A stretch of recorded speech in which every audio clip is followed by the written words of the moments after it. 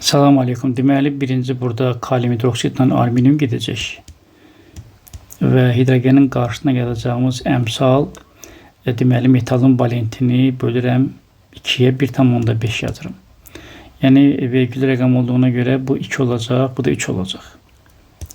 İndi burada biz nəyə fikir verməliyik? Baxın, 54 qram alüminium sərf olunanda bu zaman buranı 6 qram hidrogen tərk edir. Yəni 54'ü biz əlavə eləyəndə 6 qram sərf olunur. Yəni elə bir ki 54 sumkaya biz meyvə qoymuşuq, amma oradan 6'sını oğradılar. Demək biz sanki 48 qram qoymuşuq. Yəni 48 qram artım olur. Düzdürmü? Bu da yazıb ki qızıl, alüminium, dəmir metalları əvvəlcə kalium OH məhlulundan keçirilir və 8 qram məhlulda artım olur. Yəni 8 qram artım olanda alüminium nə qədərdir bilmirəm, ancaq 48 qram artım olanda alüminium 54'dür. Buradan 8 vurulsun, 54 bölünsün 48, yəni 9 qram. Yazıram ki, burada alüminium'a 9 qram yazıram. Bizə qızılla dəmir lazımdır. Dəmir də burada aşıqlıqla dəmir gedəcək.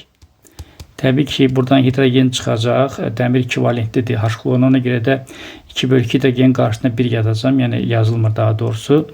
Və bu zaman fikir versin, bu 56 qram əlavə olunanda 2 qram tərk edir. Yəni 54 qram artım olur. Yəni 56 qram dəmir deməli əlavə olunanda bu zaman 54 qram artım olur. İndi burada 27 qram artım olanda nə qədər dəmir? Bundan bu getdi ixtisara 2, bu da 28 qram. Burada yazıram deməli 28. Amma indi burada alüminium gedəndən sonra qalan qızılla dəmirdir.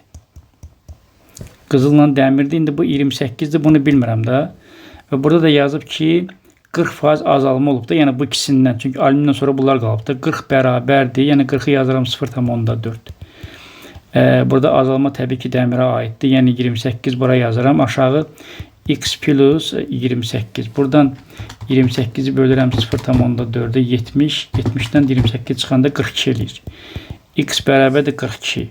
Və sən bunları toplayanda 42 üstə gəl 9. Üstə gələ 28. Doğru cavab burada 79 eləyəcək.